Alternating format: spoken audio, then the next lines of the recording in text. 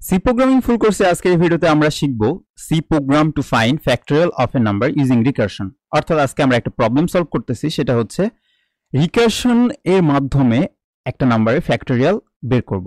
আমরা কিন্তু অলরেডি একটা নাম্বারের ফ্যাক্টোরিয়াল বের করছি লুপের মাধ্যমে, সেই জিনিসটা আজকে আমরা দেখব রিকারশনের মাধ্যমে। এবং আপনি কিন্তু রিকারশনের কনসেপ্টটা এখন ক্লিয়ার হয়ে গেছেন। আপনার যদি এখনো রিকারশনের কনসেপ্ট ক্লিয়ার না হয়, তা আপনি আমাদের যে রিকারশনের ভিডিওটা আছে সেটা দেখে নেবেন। সো শুরু করা যাক। আমরা সবার প্রথমে কোড ব্লকস ওপেন করতেছি। অনেকেরই নাকি কোড ব্লকসে প্রবলেম হচ্ছে। আপনারা চাইলে সেই প্রবলেমগুলো আমাদের গ্রুপে আমাকে মেনশন করে সেই পোস্টগুলো করতে পারেন, তাহলে আমরা প্রবলেম সলভ করার ট্রাই করব। আমাকে মেনশন না করলে প্রবলেম নাই, কারণ আমাদের গ্রুপে অনেক এক্সপার্ট আছে, তারা কিন্তু বলে দিবে যে আপনার প্রবলেমটা কিভাবে সলভ করতে হবে। সো আগের কোডগুলো আমরা মুছে দিলাম। মুছে দেওয়ার পর বেসিক যে কোডটা আছে সেটা নিয়ে আসলাম। নিয়ে আসার পর যেহেতু ফাংশন, ইউজার ডিফাইন ফাংশনের মাধ্যমে আমাদের রিকারশন ক্রিয়েট করতে হবে, এবং আমরা কিন্তু জানি যখন আমরা কোন একটা ইউজার ডিফাইন ফাংশনের মধ্যে সেই ফাংশনটাকে কল করি, দেন ইটস কল্ড রিকারশন, রাইট? যেহেতু আমরা এখানে ফ্যাক্টোরিয়াল বের করতেছি কোন একটা নাম্বারের, সেহেতু আমরা একটা ফাংশন ক্রিয়েট করব, ফ্যাক্ট নামের একটা ফাংশন ক্রিয়েট করি। সো আমাদের সেই ফ্যাক্টোরিয়ালের ভ্যালুটা অনেক বড় হতে পারে, রাইট?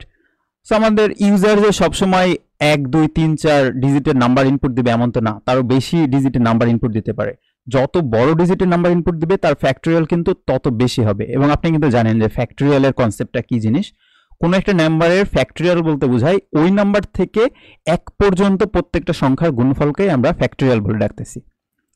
সো এই কারণে আমরা তার যে ভেরিয়েবলটা সেটা লং আকারে লিখতেছি, লং ইন্টিজার টাইপ একটা ভেরিয়েবল। অর্থাৎ আমাদের এই ফাংশনটা তার রিটার্ন টাইপটা হবে হচ্ছে লং ইন্টিজার, এন্ড এটার নাম হবে হচ্ছে ফ্যাক্ট। সো ফ্যাক্ট নামে আমরা একটা ইউজার ডিফাইন ফাংশন ক্রিয়েট করতেছি। এটার ভিতরে আমরা প্যারামিটার পাস করব, হচ্ছে একটা ইন্টিজার ভ্যালু পাস করব, সেটা হচ্ছে n লিখে দিলাম। ওকে, কোনো সমস্যা না। এখানে আমরা একটা প্যারামিটার লিখলাম, ফ্যাক্ট ফাংশনের ইউজার ডিফাইন ফাংশনের প্যারামিটার লিখলাম। এবার আমরা আমাদের মেইন ফাংশনে চলে আসলাম। মেইন ফাংশনে আসার পর আমরা কিছু ভেরিয়েবল আমরা এখানে ক্রিয়েট করতেছি। সো নাম্বার নামে একটা ভেরিয়েবল ক্রিয়েট করলাম এবং রেজাল্ট নামের একটা ভেরিয়েবল ক্রিয়েট করলাম। কাজ শেষ। এবার আমাদের কাজ হচ্ছে নাম্বারটাকে ইনপুট নেওয়া। সো প্রিন্টএফ ফাংশনে আমরা কিছু দেখাইতে যাচ্ছি। আগে প্রিন্টএফ ফাংশনের ভিতরে আমরা বলে দিলাম যে এন্টার এ নাম্বার। আমাদের এখন নাম্বারটা ইনপুট নেওয়ার পালা। সো স্ক্যানএফ ফাংশনের ভিতরে গিয়ে আমরা আমাদের এই নাম্বারটা ইনপুট নিলাম। সো %d যেহেতু ডেসিমাল ভ্যালু ইনপুট নিচ্ছি, কমা দিয়ে এটা লোকেশনটা বলে দিতে হবে। So and number. ওকে, কাজ কিন্তু শেষ। সেমিকোলন দিয়ে দিলাম। তো আমাদের নাম্বারটা কিন্তু ইনপুট নিয়ে নিল। এখন আমরা কি করব? আমরা আমাদের যেই ইউজার ডিফাইন ফাংশনটা আছে সেই ফাংশনটা চালাবো, সেই ফাংশনটা কল করব। সো আমাদের যে রেজাল্ট ভেরিয়েবলটা আছে সেই রেজাল্ট ভেরিয়েবলটা লিখলাম ইকুয়াল টু, রেজাল্টের ভিতরে আমরা স্টোর করে রাখতে চাচ্ছি আমাদের যেই ফ্যাক্ট নামের ইউজার ডিফাইন ফাংশন আছে, সেই ফাংশনটার ভিতরে আমাদের যে নাম্বারটা আছে সেই নাম্বারটা অ্যাকচুয়াল প্যারামিটার হিসেবে পাস করে দিলাম। এবং এই ফাংশনটা চলার পর যেই ভ্যালুটা স্টোর করতেছে সেই ভ্যালুটা রিটার্ন করবে আমাদের মেইন ফাংশনে, এবং সেই রিটার্ন ভ্যালুটা স্টোর হয়ে থাকবে আমাদের রেজাল্টের মধ্যে। সেই জিনিসটা কিন্তু এবার দেখবো। সবার শেষে গিয়ে আমরা আমাদের যে রেজাল্টের ভ্যালুটা সেটা প্রিন্ট করে দেব। সো প্রিন্টএফ ফাংশন লিখে দেই। প্রিন্টএফ ফাংশনের ভিতরে আমরা বলে দিলাম যে রেজাল্ট ইকুয়াল টু সামথিং। রেজাল্টটা হবে হচ্ছে আমাদের %d, মানে ডেসিমাল ভ্যালু। কার ডেসিমাল ভ্যালু? আমাদের যেই রেজাল্টটা আছে সেটার। সো আমাদের রেজাল্টের ডেসিমাল ভ্যালুটা এখানে প্রিন্ট করে দেবে। আমাদের এখানে কিন্তু কোডে একটা ভুল হয়ে গেল। আমরা রেজাল্টের মধ্যে স্টোর করে রাখতেছি আমাদের ফ্যাক্টোরিয়াল ফাংশনটা চলার পর যেই ভ্যালুটা আসতেছে সেই ভ্যালুটাকে, কিন্তু আমাদের ফ্যাক্টোরিয়ালের যে ফাংশনটা আছে সেটার ভেরিয়েবল টাইপ কি ছিল? Long integer. কিন্তু আমাদের রেজাল্টের ভেরিয়েবল টাইপটা শুধুমাত্র ইন্টিজার দিয়ে রাখছি, তাহলে তো প্রবলেম হওয়ার কথা। সেই ক্ষেত্রে আমাদের কি করতে হবে? এইটা লং ইন্টিজার টাইপ লিখতে হবে। সো লং দিয়ে দিলাম। লং ইন্টিজার টাইপ আমাদের ভ্যালুটা হবে হচ্ছে রেজাল্টের। সো রেজাল্ট নামের ভেরিয়েবলটা আমরা ক্রিয়েট করলাম লং ইন্টিজার আকারে। তাহলে আমাদের ফ্যাক্টোরিয়াল যে নাম্বারটা সেটা বড় সংখ্যা হলেও কোনো সমস্যা নেই, রেজাল্টের মধ্যে স্টোর করে রাখবে। সেহেতু আমাদের প্রিন্টএফ ফাংশনের এখানে রেজাল্টের এই যে ভ্যালুর যেই ফরম্যাট স্পেসিফায়ারটা হবে সেটা কি হবে? %ld, long decimal. ওকে, কাজ কিন্তু শেষ। এবার আমাদের মেইন ফাংশনের বাইরে গিয়ে যেই ফাংশনটা আছে তার ডেফিনেশন বা বডি দেওয়ার পালা। সো আমাদের ফাংশনটার নামটা লিখে ফেলি, লং ইন্টিজার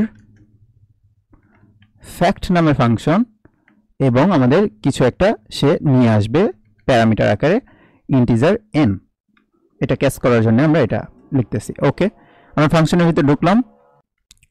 আমরা কিন্তু জানি রিকার্সিভ ফাংশন হইতে হলে কন্ডিশন আকারে লিখতে হয়। আমরা এখানে একটা স্টেটমেন্ট ইউজ করতেছি, ইফ স্টেটমেন্ট ইউজ করতেছি, এবং ইফ স্টেটমেন্টটা কতক্ষণ পর্যন্ত চলবে, আমাদের নাম্বারটা যতক্ষণ না পর্যন্ত একের থেকে ছোট বা একের সমান হচ্ছে ততক্ষণ পর্যন্ত আমাদের এই নাম্বারটা চলবে। আমরা যদি এখানে 0 দিতাম তাহলে কিন্তু প্রবলেম হয়ে যাইতো, কারণ আমাদের এই ফ্যাক্টোরিয়ালে কিন্তু সব গুণন হয়। যদি 0 দিতাম তাহলে লেস দেন 0 দিয়ে দিতাম, এখানে আর লেস দেন ইকুয়াল 0 দিতাম না। ওকে, এবার আসি ই ব্লকের মধ্যে কি ঘটনা ঘটবে। ব্লকের মধ্যে আমরা কিছু রিটার্ন করব, আমরা রিটার্ন লিখে ফেলি। সো রিটার্ন স্টেটমেন্ট লিখলাম, আমাদের যে নাম্বারটা আছে n ইনটু আমাদের যে রিকার্সিভ ফাংশনটা সেটা আবার ডাকবো। সো এখানে হবে হলো রিকার্সিভ কল। সো ফ্যাক্ট নামের ফাংশন, তার ভিতরে আমরা কি করব, আমাদের যে নাম্বারটা আছে n - 1, তার মানে এক এক করে কমতে থাকবে, এটা কিন্তু আপনারা জানেন। ওকে, কাজ কিন্তু শেষ। এই জিনিসটা যদি না হয় তাহলে আমরা এলস ব্লকে এসে কি বলবো, এলস ব্লকে এসে বলবো যে রিটার্ন হবে হচ্ছে 1। সো রিটার্ন স্টেটমেন্টে দিয়ে দিলাম যে রিটার্ন হবে হচ্ছে 1। আমাদের কোড কিন্তু লেখা শেষ। এবার আমরা এটা সেভ করি। সেভ করার পর যদি বিল্ড এন্ড রান দেই তাহলে ইন্টারে নাম্বার বলতেছে, আমি একটা ছোট নাম্বার দিয়ে দেখি, 5 দিলাম।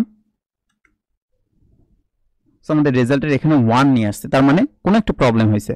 আমরা সেটা সলভ করার ট্রাই করি। আশা করি আপনারা বুঝতে পারছেন যে আমাদের কোডে কোথায় ভুল হয়েছে। আমরা আমাদের যেই ফ্যাক্টোরিয়াল যে ফাংশনটা ছিল সেটার ভিতরে ইফ যেই কন্ডিশনটা আছে তার ভিতর কন্ডিশনটাই আমরা ভুল লিখছি, ইফ স্টেটমেন্টের কন্ডিশনটাই ভুল লিখছি। আমরা এখানে কি লিখছি, আমাদের নাম্বারটা যতক্ষণ পর্যন্ত একের থেকে ছোট হবে ততক্ষণ পর্যন্ত এটা কাজ করবে। আসলে এটা কি কোনো কথা হইলো? আমাদের নাম্বারটা যতক্ষণ পর্যন্ত একের সমান বা একের থেকে বড় হবে ততক্ষণ পর্যন্ত কাজ করার কথা, কিন্তু আমরা ভুল কন্ডিশন লিখে বসে আছি। কারণ তাহলে আমাদের এখানে রিটার্ন কি করছে, 1 রিটার্ন করছে। 1 রিটার্ন করা মানে কি বোঝাচ্ছে, আমাদের ই ব্লকের মধ্যে সে ঢুকেই নাই, সে না ঢুকে এলস ব্লকের মধ্যে ঢুকছে, আর এলস ব্লকে এসে সে 1 পাইছে, এই কারণে সে 1 রিটার্ন করতেছিল। সো এবার কিন্তু আমাদের কোডটা সঠিক হয়েছে, এখন সে ই ব্লকের মধ্যে ঢুকবে। কারণ কি, আমাদের নাম্বারটা যতক্ষণ একের থেকে বড় হচ্ছে বা একের সমান হচ্ছে ততক্ষণ পর্যন্ত কিন্তু ই ব্লকটা কাজ করবে, এবং সে কি করবে, কি রিটার্ন করবে। প্রথমবার আমরা যদি ইনপুট দিই 5, তার মানে সে 5 নিয়ে আসছে, 5 ইন্টু, সো রিটার্নের মধ্যে আমরা কি দেখতে পাচ্ছি, 5 ইন্টু আবার রিকার্সিভ কল, সেখানে কি হচ্ছে n-1 মানে 4। সো 4 কে আবার সে নিয়ে আসে 16 নম্বর লাইনে আসবে, এসে আবার কল করবে, কল করার পর আবার ভিতরে ঢুকবে, ঢোকার পর এখানে আসবে হলো 4 ইন্টু 3 এর ফ্যাক্টোরিয়াল, আবার এখানে আসে 3 ইন্টু 2 এর ফ্যাক্টোরিয়াল, এভাবে সে 1 পর্যন্ত চলবে, এবং সর্বশেষ কি হবে, 5 ইন্টু 4 ইন্টু 3 ইন্টু 2 ইন্টু 1, এই রেজাল্টটা সে রিটার্ন করে আমাদের মেইন ফাংশনে সে এই রেজাল্টের মধ্যে স্টোর করে রেখে দেবে। সো এবার যদি আমরা বিল্ড অ্যান্ড রান দেই তাহলে কিন্তু কোডটা রান করার কথা। সো 5 যদি দেই 120, আরো ছোট যদি আমরা যেমন যদি 3 দিয়ে দেই তাহলে 3 এর ফ্যাক্টোরিয়াল আসার কথা হচ্ছে 6, দেখি কাজ করে নাকি, 6, হ্যাঁ কাজ করছে। আমরা যদি কোডটা আরো একবার রান করি এবং যদি 10 লিখি তাহলে আমরা দেখতে পাচ্ছি 10 এর যে ফ্যাক্টোরিয়ালটা সেটা অনেক বড় একটা ভ্যালু এখানে রিটার্ন করছে। 10 এর থেকে একটু বড় সংখ্যা যেমন আমরা যদি 15 লিখি তাহলে আমাদের সেই নাম্বারটা আরো বেশি হয়ে যাচ্ছে, কারণ কি, যেহেতু গুণন হচ্ছে এই কারণে আমাদের ভ্যালুটা কিন্তু আরো বড় হয়ে গেল। সো এবার যদি আমরা এর থেকেও বড় কোনো ভ্যালু দিই, যেমন সাপোজ আমি 100 দিলাম, 100 এর ফ্যাক্টোরিয়াল যদি বের করতে চাই তাহলে রেজাল্টটা কিন্তু 0 আসলো। এর কারণ কি, আমরা আমাদের যেই রেজাল্টের ভ্যালুটা, আমাদের যে ফ্যাক্টোরিয়াল যে রিটার্ন করতেছে যে নাম্বারের ফ্যাক্টোরিয়ালটা, সেটা হচ্ছে লং ইন্টিজার। কিন্তু আমাদের 100 যদি ইনপুট দেই, 100 ফ্যাক্টোরিয়ালে যে নাম্বারটা আসবে, যে রেজাল্টটা আসবে, সেটা অনেক বড় একটা ভ্যালু আসবে, এবং সেই বড় ভ্যালুটা আমাদের এই লং ইন্টিজার সেটা ধরে রাখতে পারতেছে না, এই কারণে সে 0 রিটার্ন করতেছে বা 0 আউটপুট হিসাবে দেখাচ্ছে। সো সেক্ষেত্রে আমাদের কি করতে হতো, লং ইন্টিজার, মানে অনেক বড় যেহেতু ভ্যালু আমরা আসবে এই কারণে লং ইন্টিজার আমাদেরকে ইউজ করতে হতো। আশা করি আপনারা বুঝতে পারছেন। সো এই পার্টে আমরা দেখলাম যে রিকার্সিভ ফাংশনের মাধ্যমে কিভাবে ফ্যাক্টোরিয়াল বের করতে হয়। আমাদের এই যে কোড করার সময় আমরা যে প্রবলেমগুলো ফেস করি, এই প্রবলেমগুলো ফেস করলে আপনাদেরই সুবিধা হচ্ছে, কারণ আপনারা আইডেন্টিফাই করতে পারছেন যে আপনাদের কোডে কোথায় প্রবলেম হচ্ছে এবং সেটা নিজে নিজে সলভ করতে পারছেন। আশা করি আপনারা বুঝতে পারছেন। এখন আপনাদের কাজ হচ্ছে এই কোডটা নিজে নিজে করা এবং আমাদের গ্রুপে সেটা পোস্ট করে দেওয়া, পাশাপাশি গিটহাবের রিপো কমেন্ট বক্সে দিয়ে দেওয়া। দেখা হবে নেক্সট ভিডিওতে। Have fun, take a risk.